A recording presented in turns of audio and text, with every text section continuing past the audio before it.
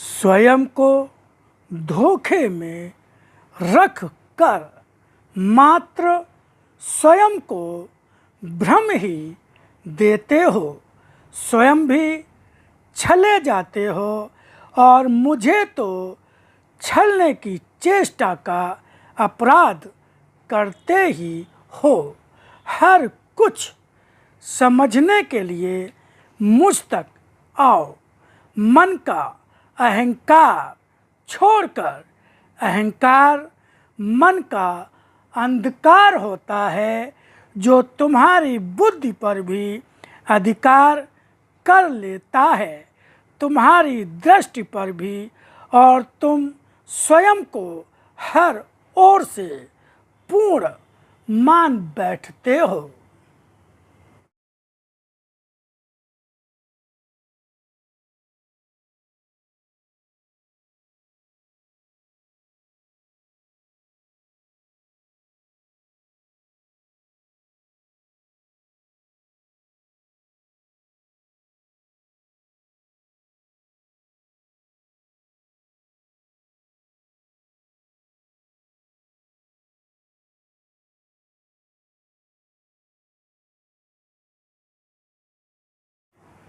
शरीर संसार की पहचान देता है, आत्मा मेरी पहचान देती है।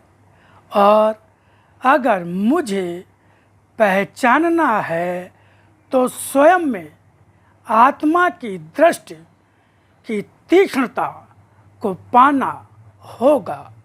सांसारिक जीवन में डूबे तुम जब तक अपनी सांसारिक वृत्तियों से मुक्त नहीं होगे, तुम्हें मेरी पहचान होना उसी रूप में कहा जा सकता है जिस रूप में मात्र शब्दों में दिया या पुस्तक में लिखा ज्ञान, जो ज्ञान अनेकों पुस्तकों में पढ़ा, अनेकों मार्गदर्शकों के द्वारा सुना, किंतु उन सभी में एक बात अथवा एक ही राह होने की बात से ही कोई वह ज्ञान जो सही अर्थों में ज्ञान होता है झूठा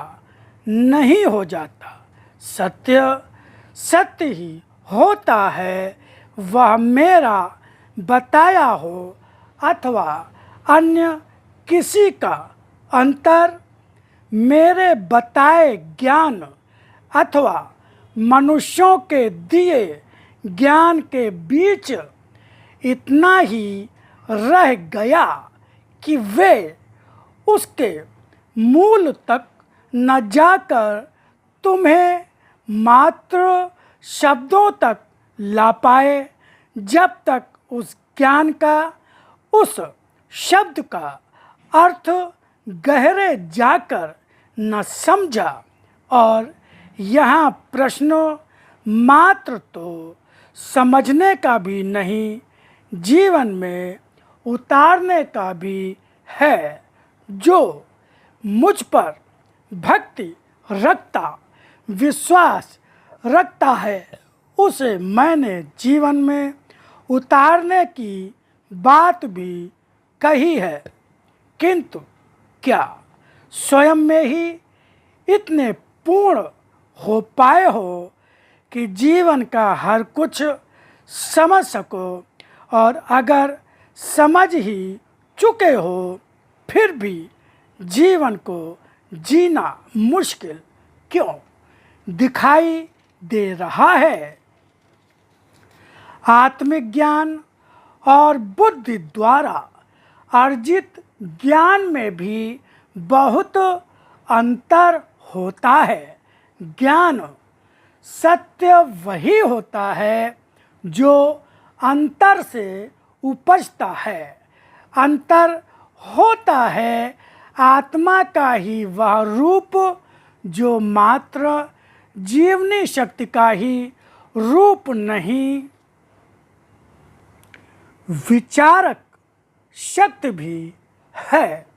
यह शक्ति शरीरी भाव की सीमा से जुड़ जाती है और अगर तुम्हारा शरीरी भाव प्रबल होता है तो आत्मा का भाव समझ ही नहीं पाते और शरीर से बंधे मन को ही आत्मा और उसकी भावनाओं को ही आत्मा की आवाज़ मान बैठते हो।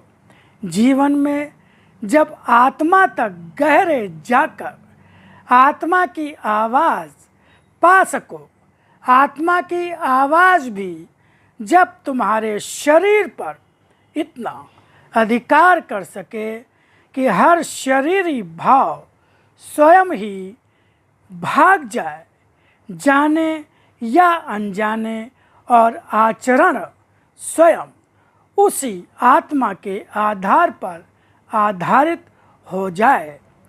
किसी प्रकार भी मेरी कोई बाधा तुम्हारे लिए इस रूप में नहीं होती कि तुम्हारी अखंड पाठों में उपस्थिति आवश्यक हो, और यह मैं मात्र तुम्हारे कह देने से मानूंगा भी नहीं कि तुम कह दो कि अब तो तुमने आत्मा की आवाज़ भी सुन ली है और आचरण भी उसी रूप में कर रहे हो।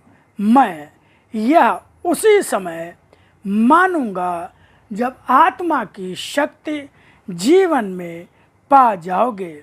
आत्मा की शक्ति स्वयं आ जाती है जब मनुष्य आत्मा के अनुसार आचरण करने लगता है, और यहीं पर आचरण करने वाली बातों को समझाना भी आवश्यक होता है।